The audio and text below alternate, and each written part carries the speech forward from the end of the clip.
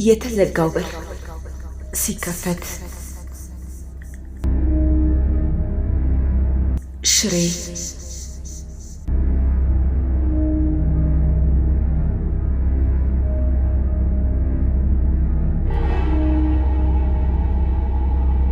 የብቸኛዋ ወይዘሮ የመንገድ ዳር ቤት ተዘግቶ መዋሉ የጎረቤቶች መነጋገሪያ ሆኗል።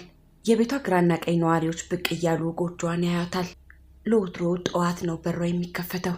ባለቤቷ የመጀመሪያ ስራዋ ቤቷን መጠራረግ ነው። በረንዳውን ደጁን ሁሉ ስታጸዳዳው ትቆይና የቡና ሲኒዋን ወደ ሳሎን ታመጣዋለች። ሳር ትጎዘጉዛለች። የፈካ ማሽላዋን በተን በተን አድርጋ ጎረቤቶቿን ትቀበላቸዋለች። ዛሬ ግን ትላንት ማታ የተዘጋው የቤቷ በር ከረፋዱ 5 ሰዓት ላይ ዝግ ነው። በጠዋት ለጉዳይ አንድ ቦታ ሄዳ ይሆናል ይላሉ ጎረቤቶች። ለማንኛውም የሚሆነውን ጠበቁ። ጀንበር ጠለቀች። ከውጪ ብቅ ያለ የለም። በሩም አልተከፈተም። ጎረቤቶች ስጋት ቢጤ ጀማመራቸው። ወደ መዝጊያው እየሄዱ ሰብሰብ ብለው መነጋገር ጀመሩ። አንድ ሰው ወደ በሩ ተጠግተው ኮሽታ ነገር ለመስማት ሞከሩ። እንዲያውም በጭላንጭል ብርሃን ታያቸው። የኤሌክትሪክ ብርሃን ነው። መዝጊያውን እያንኳኩ ጠሯት። መልስ የለም። አንድ ጎረቤት ተንጠራርታ በቀዳዳው ወደ ውስጥ ተመለከተች። የሴትየው አልጋ ይታያል። አልጋው ላይ የተጋደመ ነገርም ይታያል። የብርድ ልብሷ አኳኋን በውስጡ የሰው ቅርጽ እንዳለ ይጠቁማል። ጎረቤቶች በሩን መደብደብ ጀመሩ። የተኛውን ለመቀስቀስ ነው ሙከራው። የበሩ ድብደባና ጥሪ የሚቀጥለው ሰፈር ድረስ ሊሰማ የሚችል ቢሆንም እንኳን በ3 ሜትር ርቀት የተኛው ሰው ሽፍንፍኑን ገልጦ ማነው ሊል አልቻለም።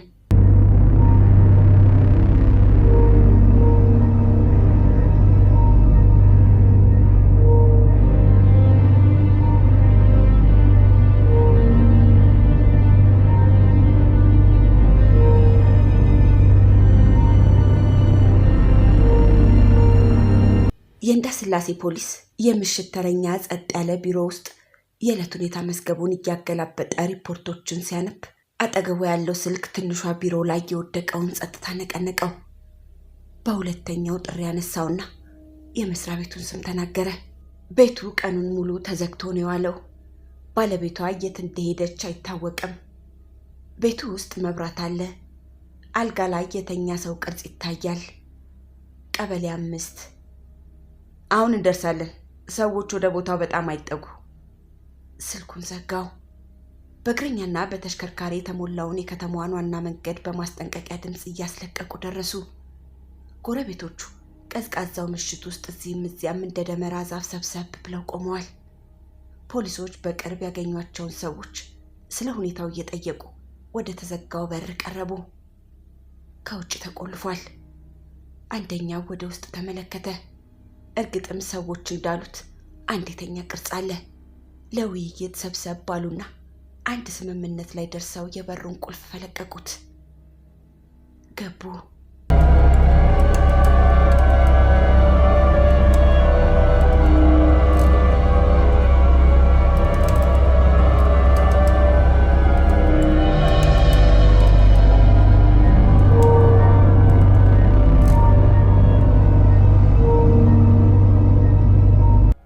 የቤቱ ወለል ተዝረክርኳል። የሲጋራ ቁርጥራጭና የቅቅል እንቁላል ቅርፊቶች ወዳድቀው ይታያሉ። አንድ ጥግ ላይ ወደሚታየው አልጋ ሄዱ። ፖሊሶቹ ሽፍኑን ከራስጌ ገለጡት። ጠይም የሴት ገጽታ ፊት ለፊት ታየ። ፖሊሶቹ ከጎረቤቶቿ አንድ ሴት ወደ ውስጥ እንድትገባ ጠየቁ። አንደኛዋ ነጠላዋን ትከሻዋ ላይ እያስተካከለች መጣች። ይህ ደጋ ብላ ጮኸች። የሟች ስም ነው። ሴትየዋን ለማረጋጋት እየሞከሩ ቤት ውስጥ የነበሩ የሴትየዋን ንብረቶች ታስታውስ እንደሆን ጠየቋት። ሴትየዋ ግራ ቀኝ የቤቱን ዙሪያ እየቃኘች ቴፕ ሪከርደር፣ የአልጋ ልብስ፣ የግርግዳ ምንጣፍ፣ የልብስ ሻንጣ እንደነበራት ነገረቻቸው። ከተባሉት አንዳቸው ቤት ውስጥ አይታዩም። በጣም በቅርብ እንደሚያውቃት የሚናገሩ ጎረቤቶቿ ደግሞ 1800 ብር እንዳላትና ሻንጣው ውስጥ መሆኑን እንደሚያውቁ ተናገሩ። ቤት ውስጥ የቀረው ጥቂት ወንበሮችና መደርደሪያው ላይ የቆሙት የመጠጥ ጠርሙሶች ብቻ ናቸው። ሴትየዋ እንደገና ወደ ሟቿ ተጠጋች። ብርድ ልብሱን እስከ ደረቷ ገልጠው አሳዩት። ጆሮዎቿ ባዶ ናቸው። ጉትቻ ወርቅ እንደነበራት ነገረቻቸው። ሴትየዋን ከምስጋና ጋር አሰናብተው ስራቸውን ቀጠሉ። ብርድ ልብሱን ሙሉ ለሙሉ ከላዋ ላነሱት። በጀርባዋ ተኝታለች። እግሮቿ ልክ እንደተመቻቸ ሰው በትክክል ተዘርግተዋል። ምንም አይነት ቁስል ፊት ለፊት አይታይም። ከጉልበቷ ትንሽ ዝቅ ያለ ቀሚስ ነው የለበሰችው። ዝርግት ብለው በጎኗ ሰውነቷ ላይ ልጥፍ ያሉት እጆቿ ተጨብጠዋል። ቀኝ እጇ መዳፍ ውስጥ ነጭ ነገር ተመለከቱ ፖሊሶቹ። አንደኛው ጎንበስ አለ። ቁራጭ ወረቀት ነው። እኔም በህይወቴ ላይ የሚዝትብኝ አሰፋ አየለ የሚባል ሹፌር ነው ይላል። ፎቶግራፈሩ ከየአቅጣጫው ፎቶ ካነሳት በኋላ ቃሬዛ አስጠግተው ጫኑት። ውጭ የቆመው የአስከሬን መኪና ፊቱን አዙሮ ወደ ቤቱ ተጠጋና የኋላውን በር ከፈተው።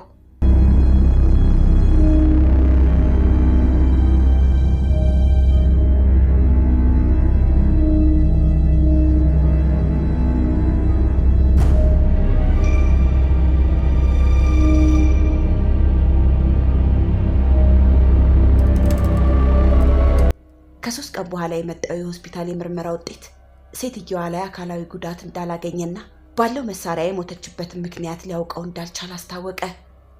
መርማሪዎች ከኃላፊያቸው ጋር ለውይይት ተቀመጡና የምርመራ ቡድኑ መሪ የእስካሁኑን ጠቅላላ ጉዳይ ሪፖርት አደረገለት።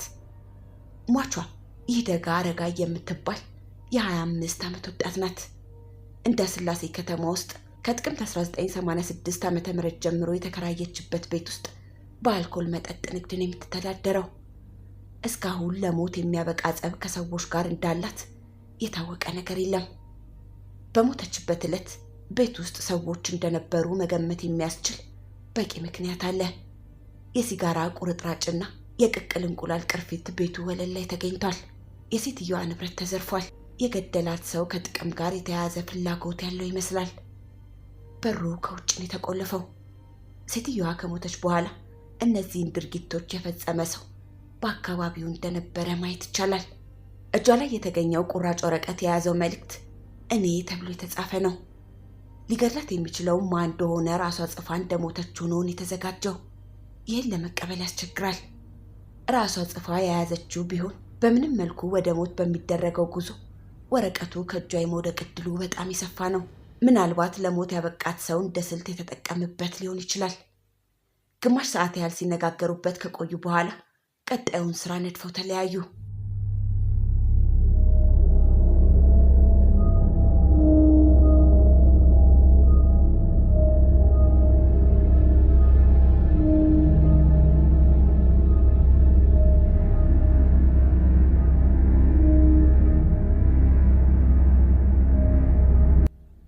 መርማሪው ሰፈር ውስጥ ገብቶ አንዱን ሲጋራ ዟሪ ሲጠራ መንገዱ ላይ ወዲህ ወዲያ የሚሉ እንቁላልና ሲጋራ የያዙ ትንንሽ ልጆች እየሮጡ መጥተው ከበቡት።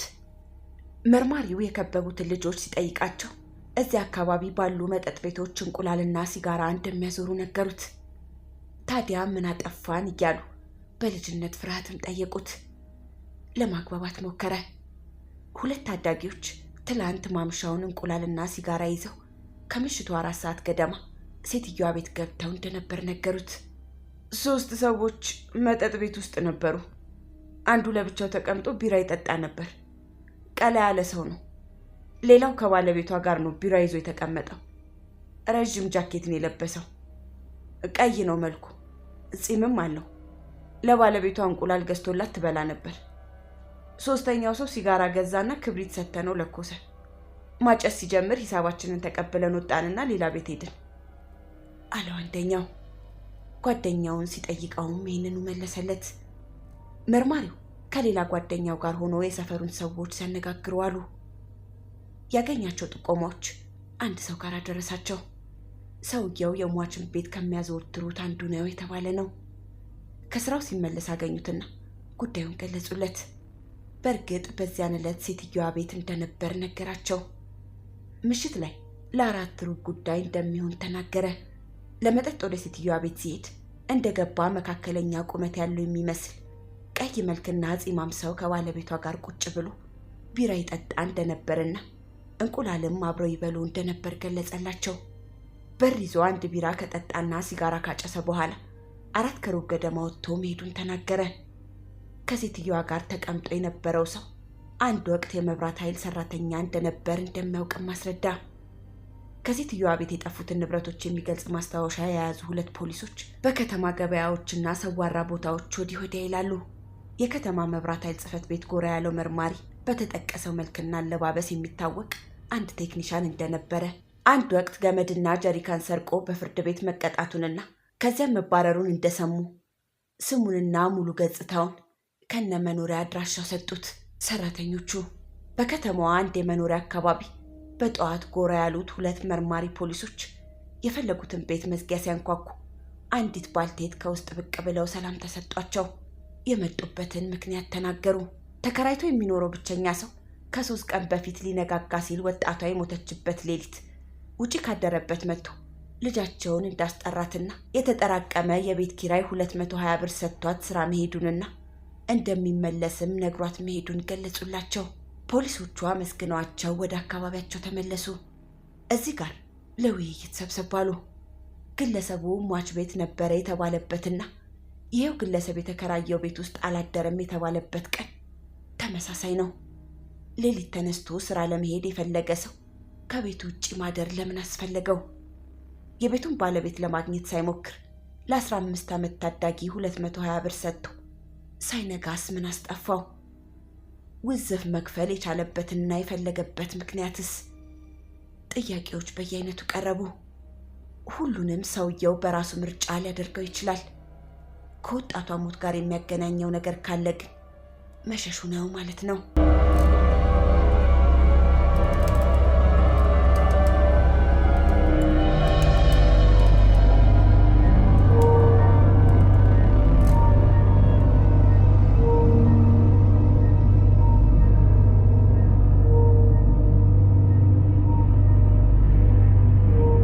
የመረጃ ክፍሉ ለሽሬ ወረዳዎች፣ ለአጎራባች ዞኖችና ክልሎች ፖሊስ ስለ ሰውየው ማንነትና ምልክቶች፣ ስለ ጠፉ ንብረቶች ቴሌግራም አደረጉ።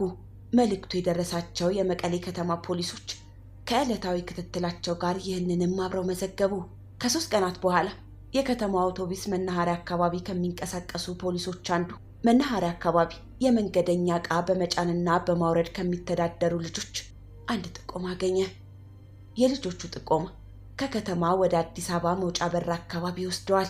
2 መርማሪዎች ከከተማዋ መውጫ አካባቢ መንገድ ዳር በቀኝ በኩል የምትገኝ አንዲት ትንሽ ሻይ ቤት ጎራ አሉ። ሕፃን ያዘለች የወጣት ገጽታ ያላት ሴት ቀረብ ብላ ምን እንደሚፈልጉ ጠየቀቻቸው። ሻይ አዘዟትና አቀረበችላቸው። 20 ደቂቃዎች ከጨዋታ ጋር አለፉ። ብርጭቆዎቹ ተጋቡ። ሻዩ እንደተስማማቸውና ትንሽ ወፈር አድርጋ እንድትደግማቸው ነገሯት። ወይዘሮዋ ቅመም ጨማምራ ታዘዘቻቸው። ከ10 ደቂቃ በኋላ አንድ የዕቃ መያዣ ላስቲክ አንስታ መጣሁ ተጫወቱ አለችና ከቤት ወጣች። በመዝጊያው መታጠፊያ ስንጥቅ ተከተላት። አንደኛው ፖሊስ ሩቅ አልሄደችም። ከአንድ የመንደር ጉልት የሆነ ነገር ገዛዝታ ተመለሰች። ስትገባ ትታቸው በመሄዷ ይቅርታ እየጠየቀች ለምሳ አትክልት ለመግዛት ፈልጋ መውጣቷን ነገረቻቸው። ትንሽ ቆይተው ሳንቲሟን ሰጧትና ወጡ። መሸት ሲል 2 ፖሊሶች ወደ አንድ የከተማዋ ሆቴል ሄዱ። አልቤርጎ አለው። ከሽሬ የሚመጡ መንገደኞች በብዛት ያርፉበታል ይባላል። ምቹና ቀዝቀዝ ያለ አየር ያለው ነው። ከምሽቱ 3 ሰዓት ላይ ነው። ዘበኛው በሩን ደገፍ ብሎ ቆመጡን እንደያዘ ቆሟል። ጠጋ ብለው አልጋ ይገኝ እንደሆነ ጠየቁት። እንደሌለ ነገራቸው። የት እንደሚያገኙ ጠየቁትና በዚያው የነሱ ሆቴል ተወዳጅ ስለመሆኑ ወሬ ያነሱበት።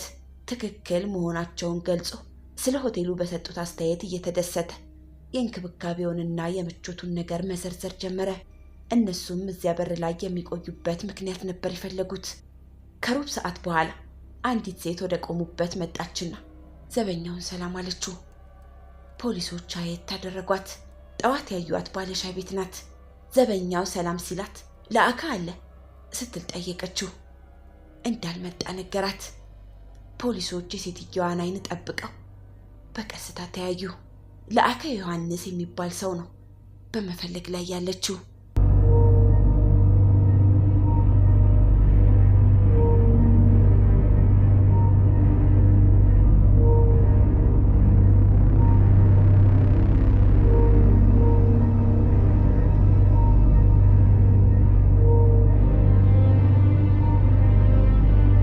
ሰውየው አለመግባቱን ዘበኛው ሲነግራት ሴትዮዋ እዛው አካባቢ ጎርደድ ማለት ጀመረች። እየጠበቀችው እንደሆነ ሲገምቱ እነሱም ከዘበኛው ጋር ጨዋታቸውን ቀጠሉ። ከግማሽ ሰዓት በኋላ አንድ ሻንጣ የያዘ ሰው መጣና ሴትዮዋ ጋር ሲደርስ ቆም አለ። ሰላምታ ተለዋወጡና ወገቧን አቀፍ አድርጓት ወደ አንድ አቅጣጫ መሩ። ፖሊሶች በሩቅ ተከተሏቸው። ሁለቱ ሰዎች በምሽት ጨለማ በዋጣው መንገድ ተጉዘው ሴትዮዋ ሻይ ቤት ሲደርሱ ሴትዮዋ የተዘጋውን በር ከፍታ ገቡ። ከ15 ደቂቃ በኋላ ወጡና እንደገና በመጡበት መንገድ ተመልሰው ወደ ሆቴሉ አቅጣጫ መሩ። ከምሽቱ 4 ሰዓት ከሩብ ላይ ነው። ፖሊሶቹ ለአዳር መሄዳቸው ሊሆን እንደሚችል ገመቱ። ለማነጋገር ተስማሙና ለአከ ብሎ ተጣራ አንዱ ፖሊስ። አቤት አለ ሰውየው ቆም ብሎ ወደ ኋላ ዞረና ሊያነጋግረው እንደሚፈልግ ፖሊሱ ነገረው። ግለሰቡ ሴትዮዋን ያለችበት ትቶ ራመድ አለና ተጠጋቸው። ምንድን ነው አለ በተቆራረጠ ድምፅ። ፍርሃት ያለበት ይመስላል። ፖሊሶች መሆናቸውን ነገሩትና ለአከ ዮሐንስ ማለት አንተ አይደለህም አለው አንደኛው። መሆኑን አመነ። ሕግ እንደሚፈልገው ነግረው ወደ ጣቢያ ለመሄድ ፈቃደኛ ይሆን እንደሆን ጠየቁት። በእሽታ ራሱን ነቀነቀና ወደ ሴትዮዋ ዞረ። በቃ ደህና ሁኚ ሲላት ሰሙት። ጣቢያ እንደደረሱ ወንበር ሰጥተው ለውይይቱ ተቀመጡና ጉዳዩን አነሱለት። ይህ ደጋ ረጋ የምትባል የሽሬ ከተማ ነዋሪ ሞታ መገኘቷንና ከመጠጥ ቤቷ ዘውታሪዎች አንዱ እሱ መሆኑን ሰዎች ስለተናገሩ ስለ ሴትዮዋ አሟሟት የሰማው ነገር ይኖር እንደሆነ ጠየቁት። መሞቷን አለማወቁን ተናገረ። በሞተችበት ምሽት እዚያ እንደነበር መታወቁንና በዚያው ሌሊት ንጋት ላይ እሱ የቤት ኪራይ ውዝፍ ከፍሎ መኖሪያ ቤቱን ገና ሳይነጋ ለቆ ወዴት እንደሄደ ሳያሳውቅ መሰወሩ እንደሚያውቁ ነገሩት። ክርክሩን ለደቂቃዎች ቀጠሉ። የፖሊሶችም ጥያቄ ተከታተለ። ከግማሽ ሰዓት ምልልስ በኋላ ቀና ብሎ ጣሪያ ላይ የተንጠለጠለችውን አምፖል ተመለከታት። ደሞ በረዥሙ ተነፈሰና ወደ ጠረጴዛው አቀረቀረ። መዳከሙ ገባቸው። ሊያጽናኑት ሞከሩ።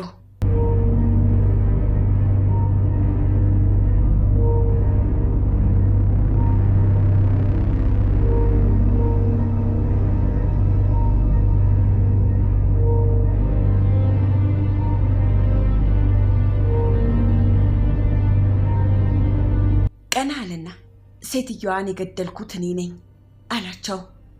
ድርጊቱን ለማመኑ አመሰገኑትና ከሴትዮዋ ጋር የነበረው ጸብ ምን እንደሆነ ይነግራቸው እንደሆን ጠየቁት። ጸብ የሚባል ነገር እንደሌለው ተናገረ። ከሚሰራበት መስሪያ ቤት በዘረፋ ተወንጅሎ ከታሰረ በኋላ ሲወጣ መጠጥ ፍለጋ ወደ ሴትዮዋ ቤት ብቅ ማለት ማዘውተሩን ተረከላቸውና ሴትዮዋ ንብረት እንዳላት በማየቱ ሊዘርፋት እንደፈለገ ገለጸላቸው። ማታ ማታ ሌሎች እንግዶች ከሄዱ በኋላ እዚያው ብዙ እያመሸ የሴትዮዋን ንብረቶች ለማጥናት እንደቻለና አመቺ መስሎ በታየው ምሽት ሌሎች ሰዎች ከወጡ በኋላ እንደተለመደው ሲጠጣ እንደቆየ ነገራቸው።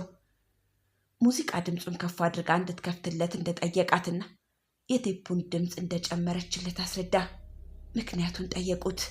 ሴትዮዋን ለማሸነፍ በሚጀመረው ግብግብ ምናልባት ሴትዮዋ ከጮኸች ድምጿ ለጎረቤት እንዳይሰማ አስበው እንደሆነ ነገራቸው። ወደ እርምጃው ከመሄዱ በፊት እንቁላል ገዝቶ እንደጋበዛት አወራ። ብቻቸውን ባሉበት መጠጥ ቤት ለጥቂት ደቂቃዎች አጠገቧ ተቀምጦ እየዘፋፈነ ሲያዝናናት ከቆየ በኋላ ድንገት ቀኝ እጁን በአንገቷ ዙሪያ ጠምጥሞ አፏን እንዳፈናት ነገራቸው። አይኗን አፍጥጣ ከቅፉ ለመውጣት እንደታገለችውና በትንቅንቁ ሁለቱም ከተቀመጡበት ተነስተው ለማሸነፍ እንደታገሉ ገለጸ። አፍና ፍንጫዋን በመዳፉ ግጥም አድርጎ ይዞ ለደቂቃዎች እንደቆየ ተዝለፍልፋ መውደቋንና በመጨረሻም ጸጥ ስትል አንስቶ አልጋዋ ላይ እንዳጋደማት ነገራቸው። ወረቀት አውጥቶ ማስታወሻ ከጻፈ በኋላ ቀኝ እጇ መዳፍ ውስጥ አድርጎ እንድትጨብጠው ጣቶቿን ማጠፉንና ብርድ ልብሱን ካለበሳት በኋላ ፊት ለፊት ያገኛቸውን ንብረቶቿን በሻንጣ ሰብስቦ በሩን በገዛ ቁልፏ ከውጭ ቆልፎባት መክፈቻውን ኪሱ ከቶ መሄዱን ተረከ። አሰፋ አየለ የሚባል ሹፌር ለህይወቷ አስጊ እንደሆነ ራሷን እንደጻፈች አድርጎ እጇ ውስጥ ለማስቀመጥ ለምን እንደፈለገ ሲጠይቁት የፖሊሶች ትኩረት ወደ እሱ እንዳይመጣ ለማሳሳቻ ያደረገው እንደሆነ ነገራቸው። በነጋታው ከሴትዮዋ ንብረቶች አንዳንዶቹ ከሸጠበት እየመራ ሳያቸው።